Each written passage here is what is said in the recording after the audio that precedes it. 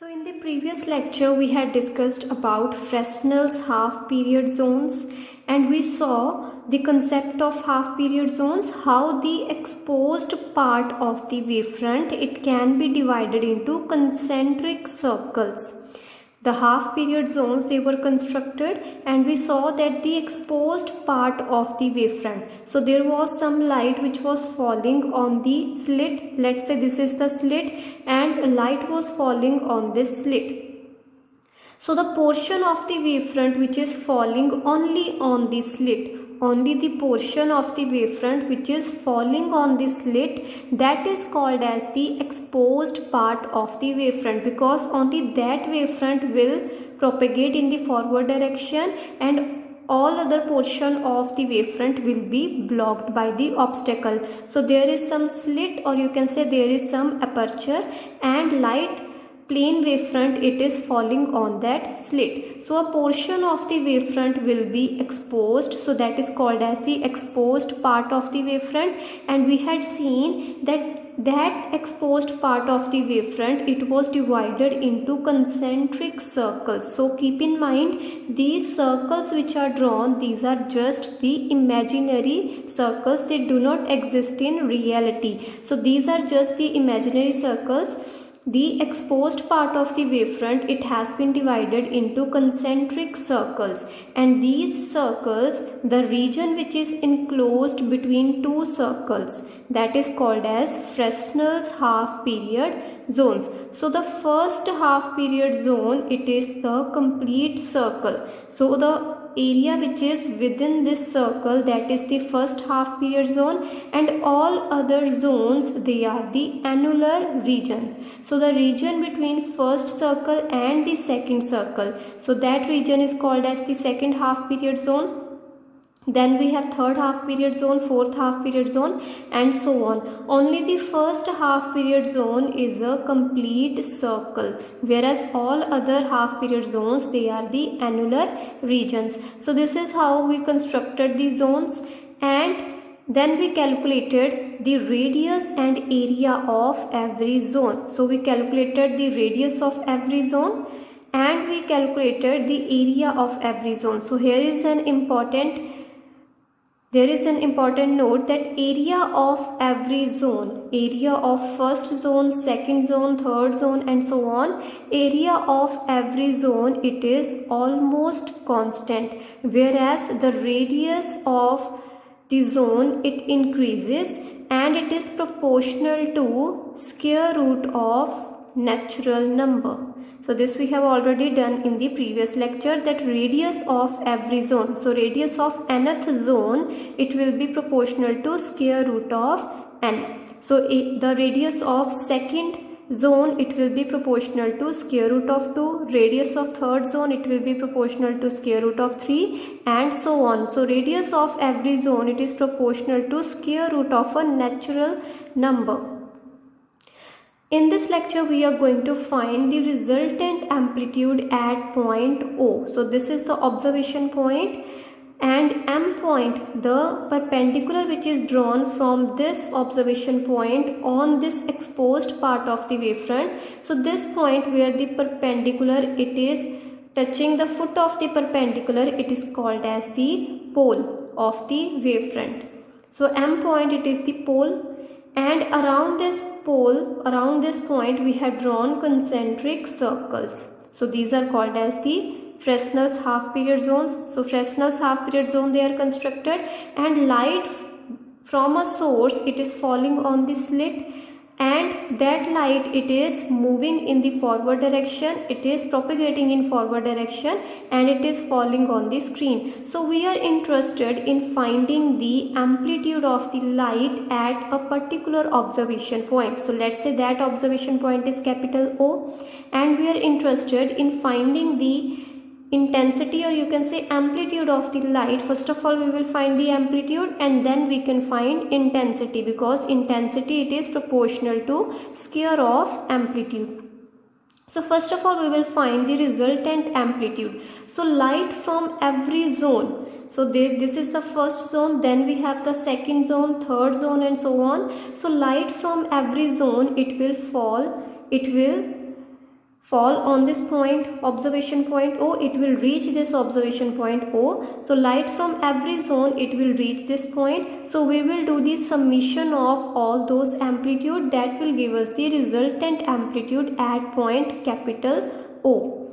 So according to Fresnel, the resultant amplitude at any point due to the whole wavefront, the resultant amplitude at any point, so we are considering O point, so at any point due to the whole of the wavefront or due to the whole exposed part of the wavefront, the resultant amplitude is the combined effect of all the zones. So we have just divided the exposed part of the wavefront into imaginary zones. So light from these zones, it will reach this point, observation point, and Fresnel, he suggested that the resultant amplitude at this point O, it will be due to the combined effect of all the zones. So light which is coming from all the zones, it will reach this point O. So resultant amplitude will be equal to summation of all the amplitudes of the light which are reaching from every zone. So light from the first zone, it will reach this point, light from second zone, it will also reach this point,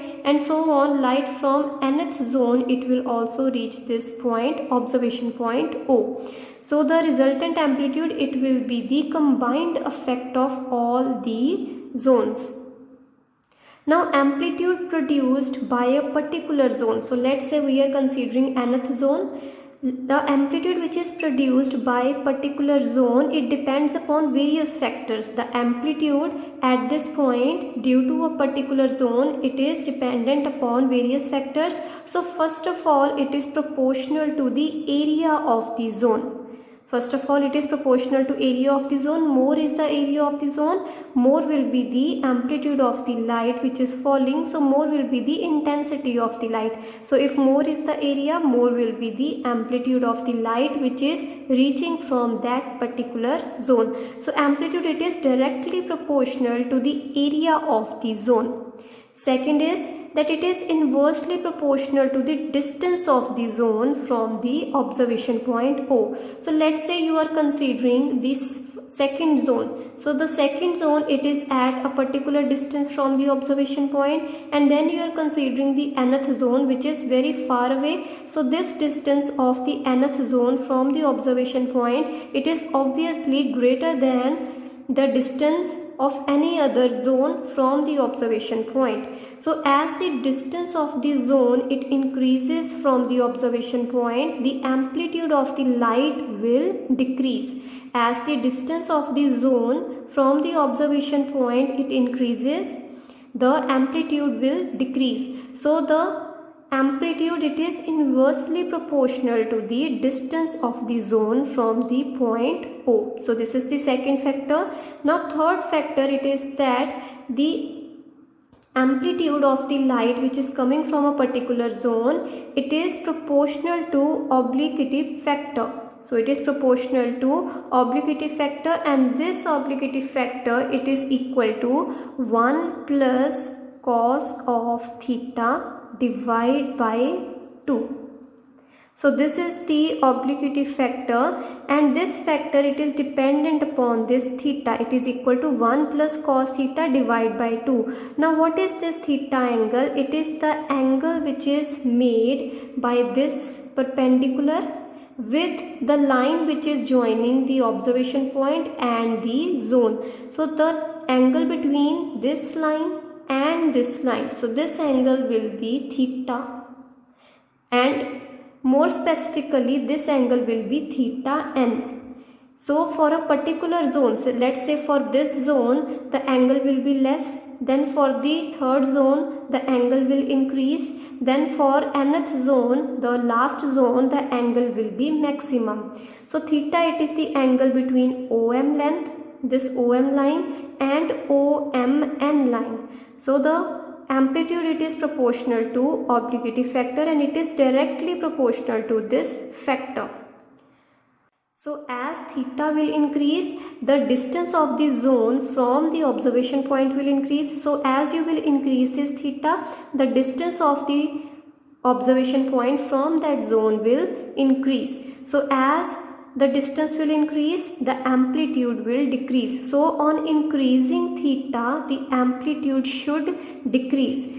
So here we have written that the amplitude, it is directly proportional to 1 plus cos theta divided by 2. And you already know, as theta it increases from 0, as theta increases from 0, cos theta decreases. So at 0, theta is equal to 0, cos is maximum, and as you will increase theta up to pi by 2, the cos theta will decrease from 1. So as the amplitude, as the theta will increase, as you increase theta, this obliquity factor, it decreases. As theta increases, this whole factor will decrease, and so amplitude will also decrease. So this is the reason that as you will increase the theta angle, the distance of the zone from the observation point, it will increase, and so amplitude should decrease. Therefore we say that amplitude, it is proportional to this factor.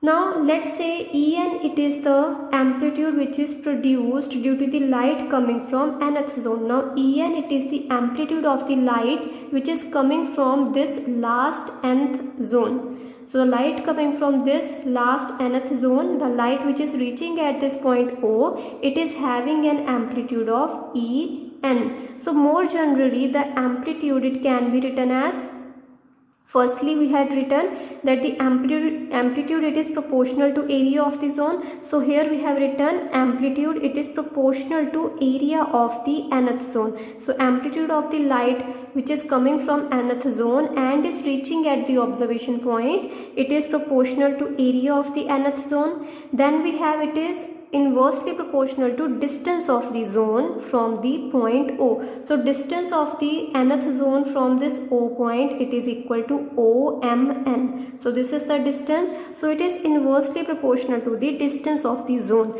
So we have divided this term by MNO, length. So it is inversely proportional to the length of the zone.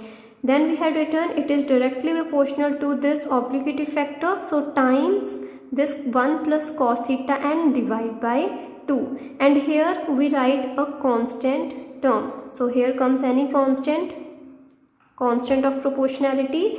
So the amplitude of the light which is reaching from the nth zone and is reaching at the observation point O, so it will be given by this formula. So in this formula, this AN, it is the area of nth zone. And what is theta n angle? It is the angle which is made between OM length and OMN length. So it is the angle which is made between OM and OMN length. So this angle will be more specifically theta n. So the amplitude of the light which is coming from nth zone and is reaching the observation point, it is given by this formula. Now the area of the zones, it is almost constant. So in the starting of the lecture as well as in the previous lecture, we had done that the area of all the zones, it is almost constant and it does not depend upon the radius of the zone. So area of all the zones, it is almost constant. So this factor AN, it can also be clubbed with this constant term. Now second, we have OMN distance as well as the theta n distance. So the distance of the zone from the observation point, that is this length OMN, as well as the value of theta. So this theta value, as you go from the lower zone to the higher zone. So as you go from the first, second, third, fourth zone to higher zones, you will see that the distance of the zone from the observation point as well as the value of theta, it will increase. So this you can see from the diagram which we had drawn in the previous page, that as you go from the lower to the higher zones, from the lower to the higher concentric circles, the distance of the zone from the observation point will increase as well as the value of theta will also increase. So this length, it will increase, OMN will increase as you go from the lower zone to the higher zone, which means that as you go from the lower to the higher zone, the amplitude will decrease. So OMN, it increases as you go from the lower to the higher zone, as well as theta n, it increases. This theta angle, it also increases as you go from lower to the higher zones. So as theta will increase, cos theta will decrease. So as theta will increase from 0, cos theta will decrease. So this whole factor 1 plus cos theta divided by 2, this whole factor will decrease as theta will increase.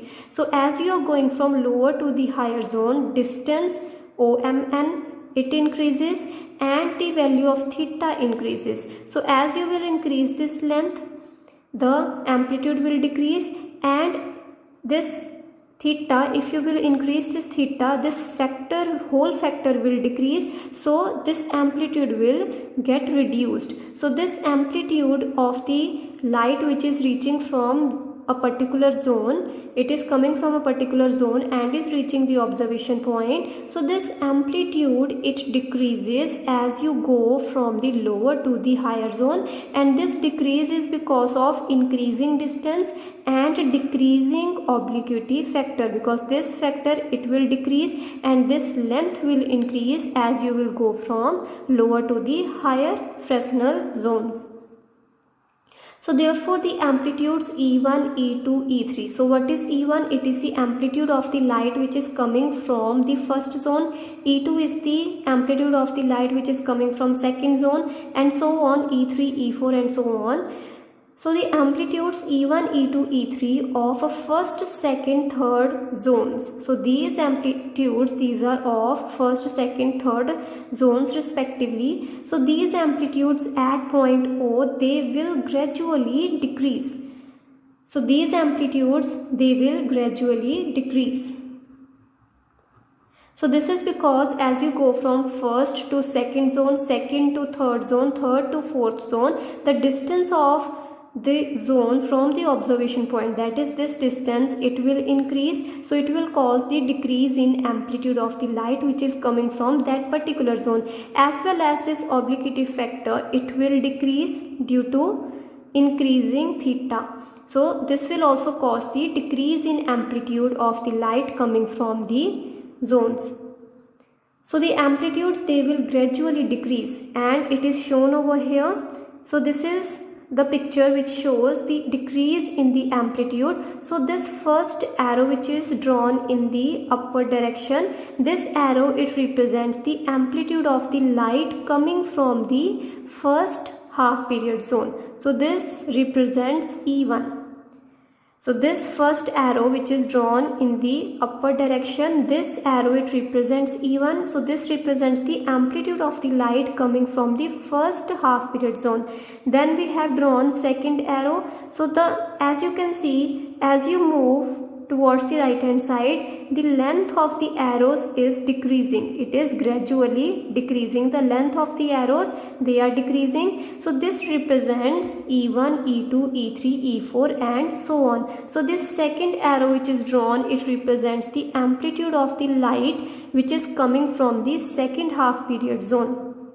So this E2 will be obviously less than E1, and the reason has been given over here, due to increase in the distance as well as due to decrease in the obliquity factor. The amplitude of the light coming from higher zones, it decreases. So this is the amplitude of the light coming from second half period zone. Then this third arrow, it represents E3. Then this fourth arrow, it represents E4 and so on. You have the amplitudes for every zone. So this arrow will be for E5, then the next will be for E6 and so on.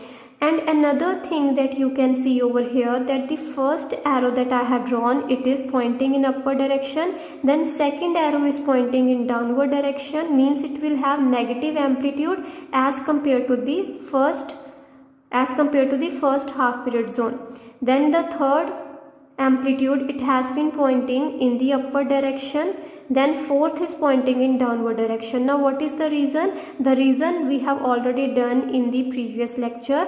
There we had seen the concept that the light which is coming from the consecutive zones, let's say you have first zone, This is the first zone, this is the second zone, then this is the third zone.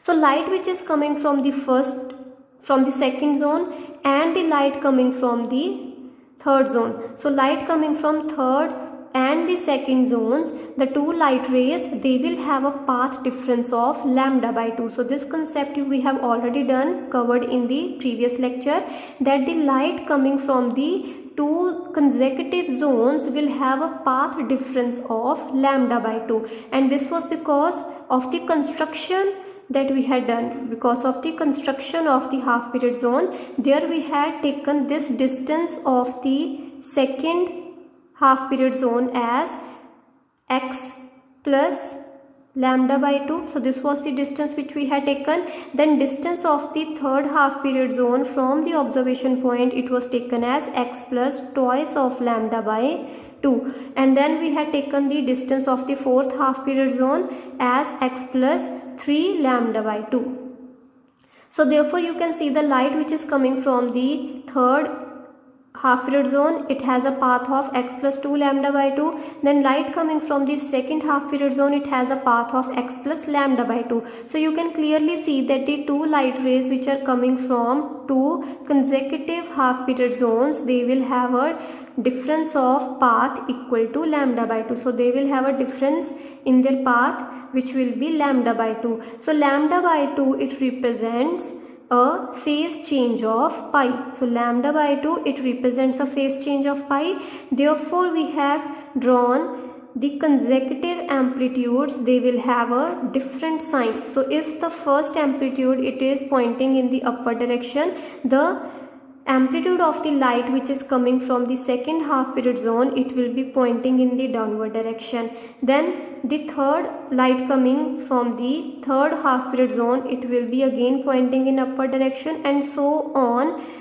The arrows, they will be pointing in the opposite direction. So the opposite directions of alternate amplitudes, they correspond to phase change of pi. So they will correspond to phase change of pi between the consecutive zones. So this concept we have already done in the previous lecture, that light coming from the two consecutive zones, they will have a path difference of lambda by 2, and lambda by 2, it corresponds to a phase change of pi.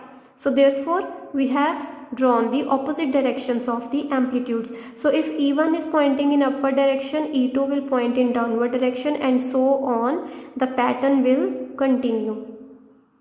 So therefore the amplitude, the resultant amplitude at point O. So this whole diagram which we had drawn, this is the amplitude of the light at the observation point O. So this was the observation point. So light which is coming from the first half period zone, it has amplitude of E1. Then the light ray which is coming from second half period zone, it will have amplitude E2, and it will point in the opposite direction. Then light ray coming from third half period zone, it will be again pointing in opposite direction, and its amplitude will be reduced. So you can see that every arrow which we had drawn, every arrow, it has a length which is less than the arrow which has been drawn earlier. So the length of the arrow, the length of the second arrow, it is less as compared to first arrow. Then length of the third arrow, it is reduced as compared to that of second as well as first arrow. And the reason of the reduction in the amplitude, this we have already done, due to increasing distance as well as due to increasing value of theta. So these two factors are responsible for decreasing amplitude of the light rays which are coming from different half period zones. So the resultant amplitude at point O will be just the summation of all the amplitudes, but we have to keep in mind the sign of the amplitude. So first amplitude will be plus E1, second amplitude will be minus E2, then third amplitude will be plus E3. So the resultant amplitude at point O, at the observation point O, it will be equal to E1. Then we have minus E2 because there are opposite signs, and this is minus sign because of the path difference of lambda by 2, or you can say phase change of pi between the light rays which are coming from the consecutive zones. So therefore their amplitudes, they will get subtracted. Then you will have plus E3. then you will have minus E4, then plus E5, minus E6, and so on, and the last amplitude will be, let's say that will be En, and that will be decided, the sign of the amplitude of the last half period zone, it will be decided upon the number of half period zones, the total number of half period zones that have been drawn on the exposed part of the wavefront. So that number will decide the sign of the last amplitude En. So that will be decided by the n. So it will be equal to plus minus 1 power n plus 1. So you can see over here, if you had only two half period zones, so first and second, so you can see if you have only two half period zones, then E2 will have negative sign. So the last half period zone, which is the second half period zone, it will have a negative sign. So if you have only two half period zones, the last half period zone, which is the second half period zone, it will have a negative sign. And then if you have three half period zones, if you have only three half period zones in the exposed part of the wavefront, so if there are three half period zones, then you can see the amplitude of the last half period zone, it will have positive sign. And again, if you have four half period zones, the amplitude of the last half period zone, it will have negative sign because it is pointing in downward direction. And then again, if you have five half period zones, then again the amplitude of the light for the last half period zone, which is the fifth half period zone, it will be positive because it is pointing in the upward direction.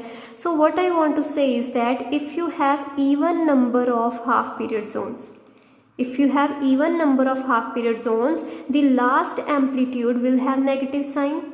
And if you have odd number of half period zones, then the last amplitude of the last half period zone, it will have positive sign. So over here, if n is equal to even, so you can say if n is even,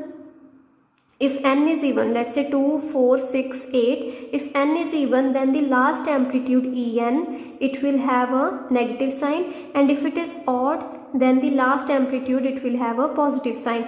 So if you will put over here n equal to even, so if you put n is equal to even, so even plus 1, that will give you odd term, so minus 1 power odd term, that will be equal to minus 1. So when n you will put even, then En will have negative sign, and when you will put n as odd, then odd number plus 1, that will be even, so minus 1 power even value is plus. So when n is odd, then the last amplitude will have positive sign. So therefore in general manner we have written the sign of the last amplitude, it will be minus 1 power n plus 1. So if n, which is the number of total half period zones which we have drawn in the exposed part of the wavefront, so if n is equal to odd, if n is equal to even, it will have negative sign, and if n is equal to odd, it will have positive sign.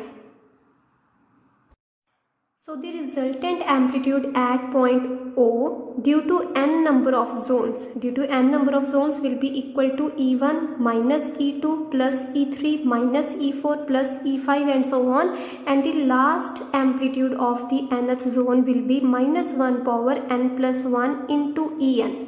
So this is a more general formula of the resultant amplitude. So from here two cases will arise. First is when the number of half period zones which are drawn in the exposed part of the wavefront, when these number of zones they are odd, and second case will be when these number of zones are even. So we have to find the formula for the resultant amplitude for odd number of zones as well as for even number of zones. So let's say when n is an odd number, so if this is an odd number, so odd number plus 1, that gives us even, so minus 1 power even value is always positive. So amplitude, resultant amplitude for the case of n odd, it will be equal to E1 minus E2 plus E3 minus E4 plus E5 and so on, and the last will be plus En. So this will be plus En, and we can also write the previous terms before En. So what will be the previous terms?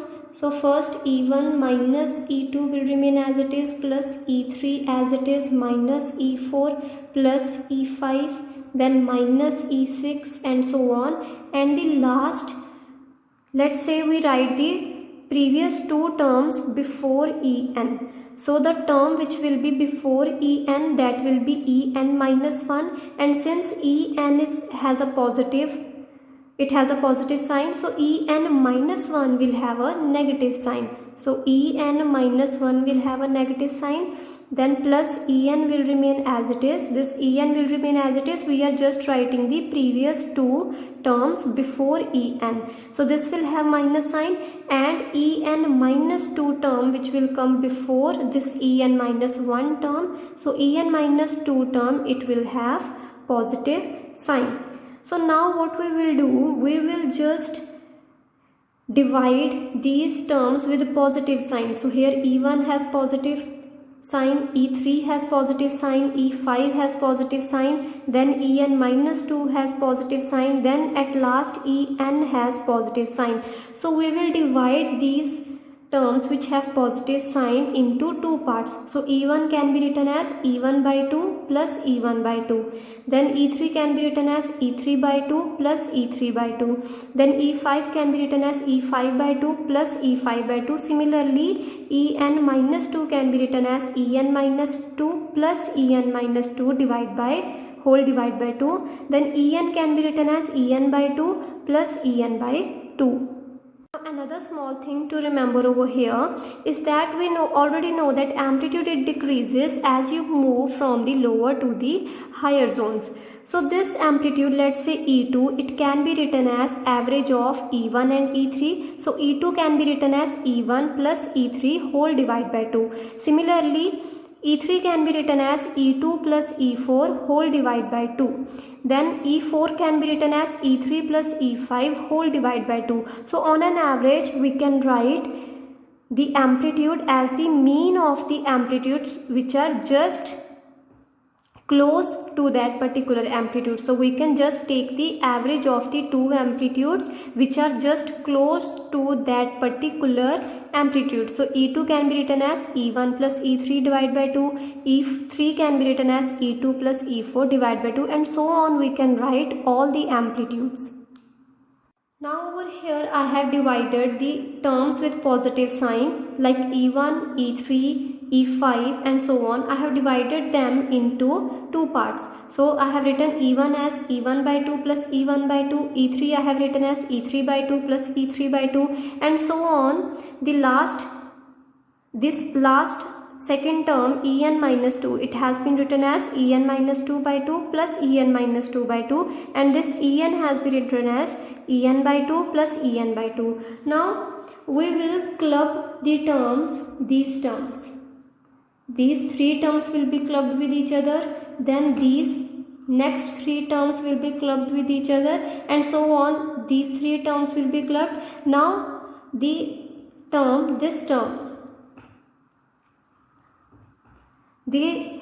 terms En minus 2 by 2 minus En minus 1 plus En by 2, they will be clubbed. So all the terms in between, here you will have minus E6 plus E7 divided by 2. So you can club those three terms. So all the terms in between, they will be clubbed in the same manner as we have clubbed these three terms.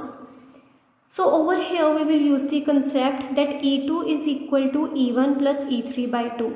E4 can be written as E3 plus E5 divided by 2. So this we have already seen. That amplitude, it can be written as mean of the amplitudes which are just close to that particular amplitude.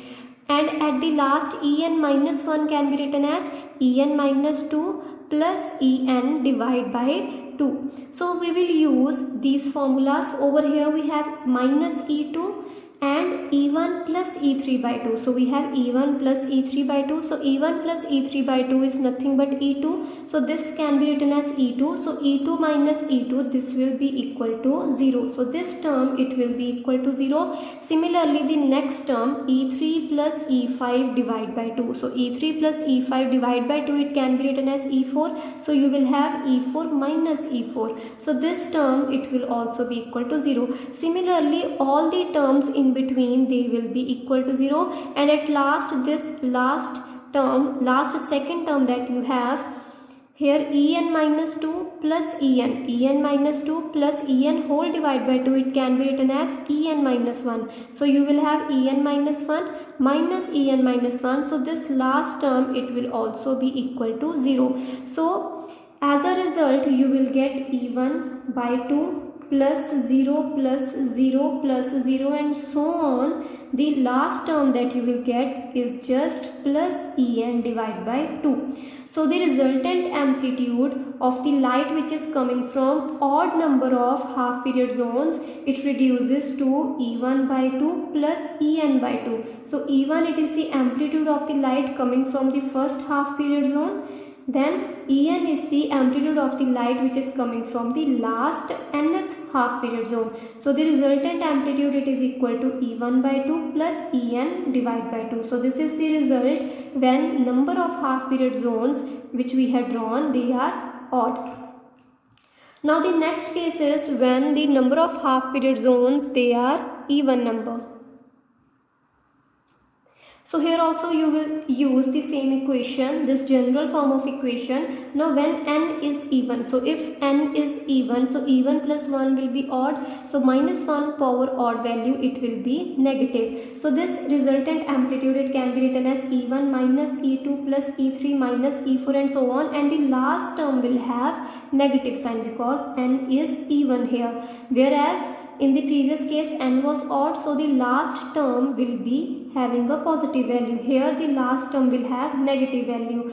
And similarly, as in the previous case we had written the last two terms also, here also we will write the last two terms, keeping in mind that every alternate term, it has opposite sign. So first term has positive sign, next term has negative sign, then next term has positive sign and so on. So the last term, we know it has negative sign. So the term which is just before this term En, so that will be En minus 1 and that will have positive value because last term it is having negative value, it is having negative coefficient. So En minus 1, it will have positive sign. Then the previous term before En minus 1, it will be having negative sign, so that will be En minus 2. So here we had divided the positive terms into two parts. So E1, E3, E5, they were divided into two parts. Here we will divide the terms with the negative sign. So we will divide E2, E4 and so on, En minus 2 and at last En. We will divide these all terms with the negative coefficient. We will divide them in two parts. So E1 will remain as it is. Minus E2 can be written as minus E2 by 2 minus E2 by 2. Then E3 will remain as it is. Then you have minus E4 by 2 minus E4 by 2 and so on. This again negative sign, it will be divided into two parts. Then En minus 1 will remain as it is and then minus En, again it has been divided into two parts. So now we will club the factors as we have shown over here. We will just leave the first and the second term. We will leave the first and the second term as it is. Now we will club these three terms. Then we will club the next three terms and so on. And we will club these three terms at last. So we will club all the terms which are in between these terms. So E1 minus E2 by 2, it will remain as it is. Then you will club these three terms taking the negative sign outside. So if you take the negative sign outside, you will just get these three terms. So you will get E2 by 2 minus E3 plus E4 divided by 2, keeping in mind we are taking negative sign outside. Then again here you will get minus E6 by 2.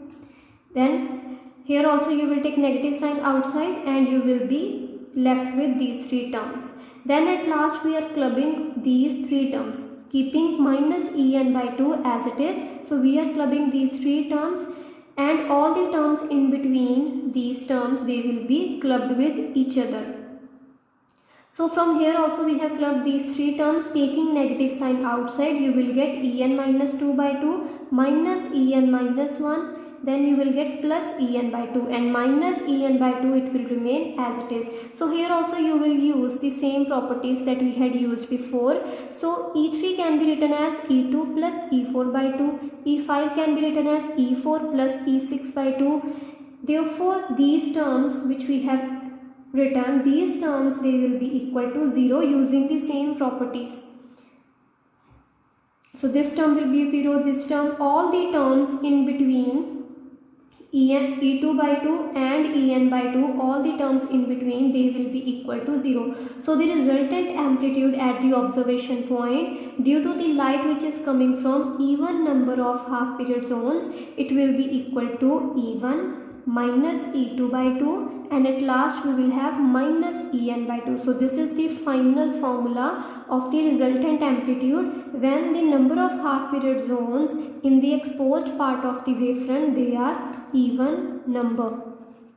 So as we had seen, the amplitude of the light when the number of half period zones, they are odd number, it comes out to be E1 by 2 plus En by 2. So here E0 it represents, or EO represents the amplitude when we have odd number of half period zones. Then for even number of half period zones, the amplitude, resultant amplitude, it is equal to E1 minus E2 by 2 minus En by 2, as we have solved in the previous page.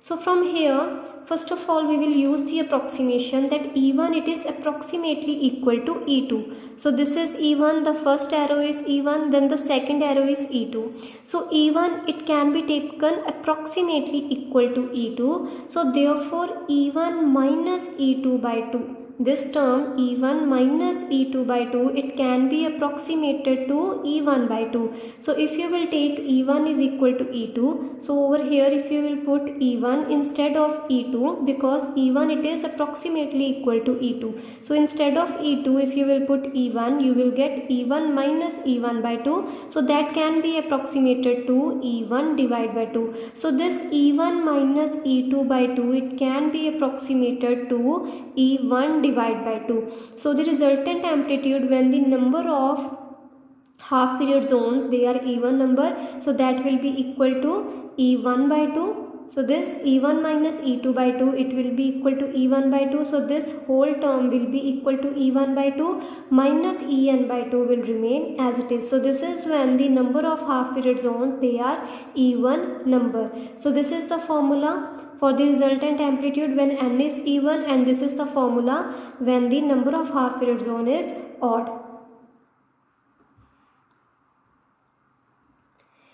And you can clearly see here we have E1 by 2 plus En by 2, and here you have E1 by 2 minus En by 2. So obviously this EO, it is greater than EE. So EO, the amplitude due to odd number of half period zones, it is greater than the amplitude due to even number of half period zones, because here you have negative sign, here you are subtracting some term from E1 by 2. So obviously this will be less than this first formula EO. So therefore if clearly EO is greater than EE, hence EO square will be greater than EE square. So their square will also be having the same relation, and EO square is nothing but the intensity of the light. So this is the square of the amplitude, and this will be the intensity of the light which is coming from odd number of half period zones, and this is the intensity of light which is coming from even number of half period zones. So if the light which is reaching the observation point is from odd number of half period zones, then the intensity of the light will be more. So when the number of half period zones is odd, then the intensity of the light it is more as compared to when the light is coming from even number of half period zones. So you can clearly see from the formula also.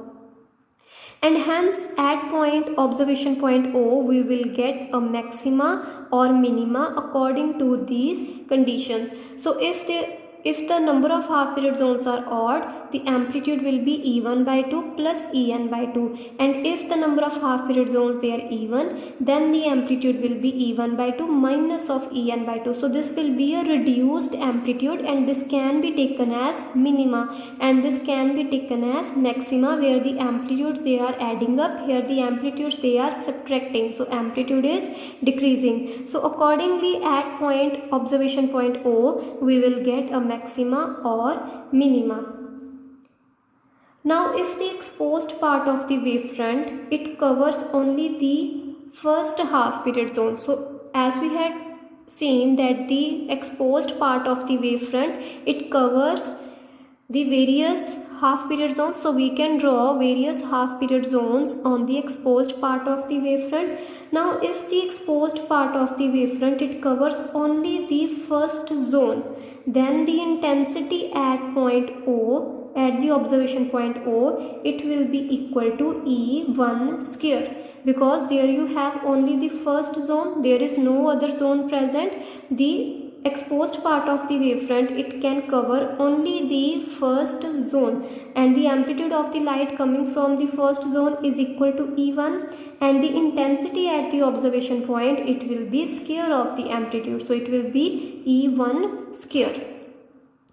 On the other hand, if you have very large number of half period zones, so this was the case that we had done when you have only one half period zone, and here if you have very large number of half period zones, so in that case the En, which is the amplitude of the light coming from the last nth half period zone, so this En, it can be just ignored, because as you know that as you move from the lower to the higher half period zones, the amplitude coming from all the zones, from those zones, it gradually decreases. So if the number of half period zones, it is very large, so the amplitude of the light coming from the last zone, it will be very less, and hence it can be ignored.